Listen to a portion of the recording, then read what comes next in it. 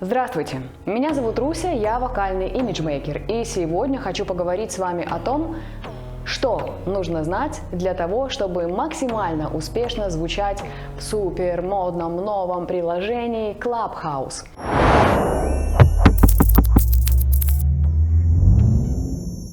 Сейчас эта тема держится на хайпе.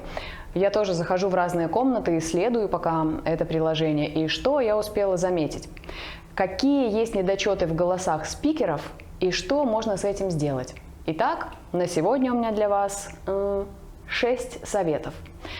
Совет номер 1. Даже скорее не совет, а это такая проблема, задача, которую нужно решить. Это сильные вдохи, такие громкие.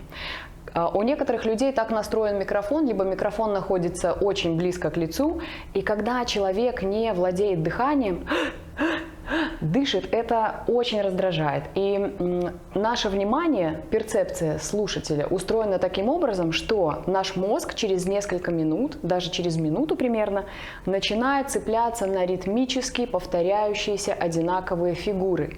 Например, на шумный вдох. Мы цепляемся сознанием только за это, а то, что происходит между вдохами, мы немного теряем фокус.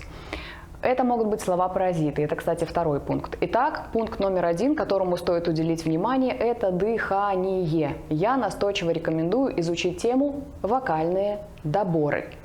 Если вы нигде не найдете, то, конечно же, приглашаю вас в свое суперкрутое, умное, эстетское приложение для тех людей, которые хотят развивать свой голос, и там вы найдете это упражнение.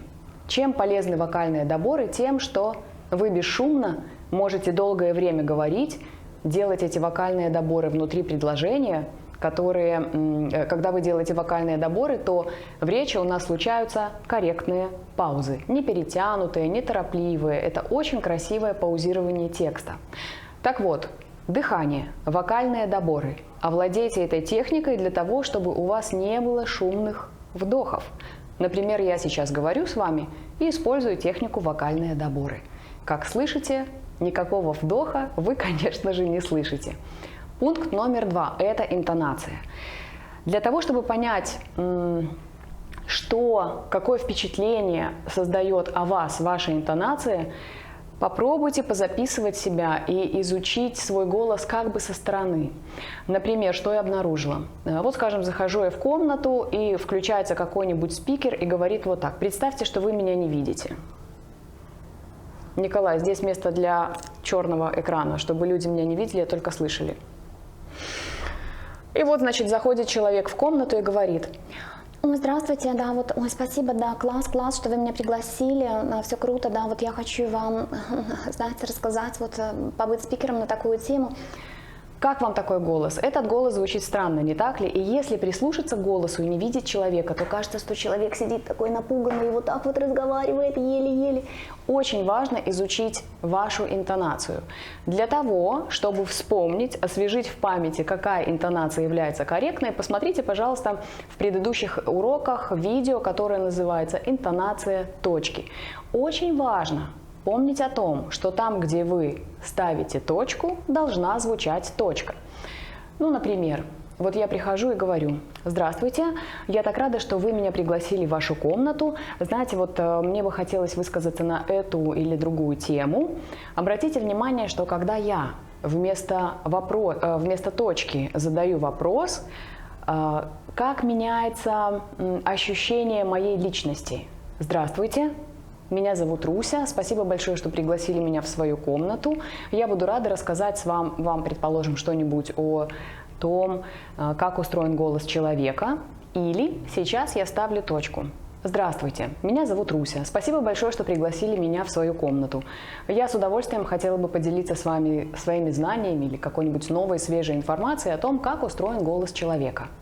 Промотайте это видео назад и еще раз послушайте 2 примера с интонацией вопроса, там, где должна быть точка, и с интонацией точки. И вы обнаружите, что когда я правильно оперирую интонацией точки, действительно я звучу компетентно, я звучу уверенно. И это очень важно, потому что Clubhouse, прежде всего, это такая сеть, где вы продаете себя как бренд, продаете свои услуги. Дальше. Пункт номер 3 – это темп. Когда человек всего лишь слышит наш голос, но не видит нас, не видит жестикуляцию, как мы помогаем управлять темпом при помощи рук. Важно, чтобы вы следили за темпом. Почему? Потому что если вы хотите получить успешную коммуникацию, вам следует создавать комфорт в рамках этой коммуникации, а именно заботиться о том, насколько комфортно, насколько приятно человеку на другой стороне. И поверьте, если вы следите за темпом, если ваша речь не тороплива, а спокойна, то человек на той стороне услышит, расслышит и поймет вас гораздо больше, чем нежели вы будете торопиться. А еще если там всякий такой речевой мусор, то в принципе тяжело понять, что вы там говорите. Ну, понять можно, но осознать, впитать эту информацию сложно. Дальше, следующий пункт. Это слова-паразиты. Ох, слова-паразиты – это моя тоже великая проблема. И я как-то прямо устроила такой челлендж, конкурс, испытание, вызов устроила себе и пыталась побороть слово паразит типа. Когда я уделяла этому вниманию, то в принципе у меня получалось на 80 из 100%. Но как только стоит увести тему слов паразитов из фокуса внимания, все, здесь сразу все рассыпается. Поработайте, пожалуйста, со своими словами-паразитами. Если вы не знаете, как можно это сделать, загляните в Instagram Vocal Image, полистайте ответы, вопросы или просто публикации, и вы увидите, что там целая серия посвящена именно теме работы со словами-паразитами. Что еще нужно знать о голосе для того, чтобы успешно общаться в Clubhouse?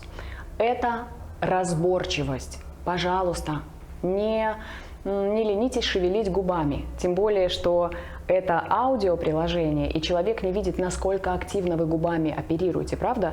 Но если вы потрудитесь и сделаете свою артикуляцию более яркой, вот давайте попробуем снова, закроем глаза. Вы меня не видите, а только слышите. Я сейчас разговариваю в обычном режиме. В смысле, что я никак не управляю нарочито артикуляцией. Сейчас я перехожу на более активный режим. И послушайте, пожалуйста, меняется ли разборчивость? Слышите ли вы мои слова более четко? Кажется ли вам моя речь более поставленной, профессиональной, умной и компетентной? Уверена, что да. И остался еще один момент – это момент паузирования. Пауза в речи является, условно говоря, такой дверью, которая распахивается перед вниманием слушателя и говорит: «Эй, слушатель, обрати, пожалуйста, на меня внимание, сейчас будет что-то важное». И если в вашей речи есть некий момент, который вы хотите особо подчеркнуть, вот особенно прямо вот его, чтобы все запомнили и обратили внимание, открывайте эти воображаемые двери в виде паузы. Например, там бла-бла-бла, бла-бла-бла-бла, бла-бла-бла, бла-бла-бла-бла-бла-бла-бла. Сейчас фантазия не работает, нету такого ресурса. В общем, финализирую вышесказанное. Разборчивость, бесшумные вдохи, интонация, паузы. Что было еще? Слова-паразиты. Надеюсь, что эти советы вам помогут. И еще один небольшой совет, даже два. Первый заключается в том, что неплохо было бы перед тем, как вы начинаете общение в Клабхаусе, слегка разогреть свой речевой аппарат. Для того, чтобы ваш голос не уставал, не срывался, не пускал петуха, чтобы вы звучали не как бледная моль, а действительно немного размяли свои мышцы внутри речевого аппарата, артикуляцию, чуть-чуть прогрели связки, и тогда ваш голос будет звучать максимально убедительно. И последний совет. Следите, пожалуйста, за тем, насколько близко микрофон находится к вам. Если вы слышите, что по сравнению с другими спикерами он слишком высокий по громкости, либо слишком низкий, отрегулируйте вот это положение микрофона по отношению к вашему лицу, чтобы вы звучали с другими спикерами на одном уровне. Почему этот момент важен? Потому что когда долго слушаешь и несколько спикеров говорит, и кто-то один из них ярко выбивается, либо его не слышно совсем, тогда приходится напрягаться. А современный человек никак не любит лишнего напряжения. Увидимся и услышимся в Clubhouse.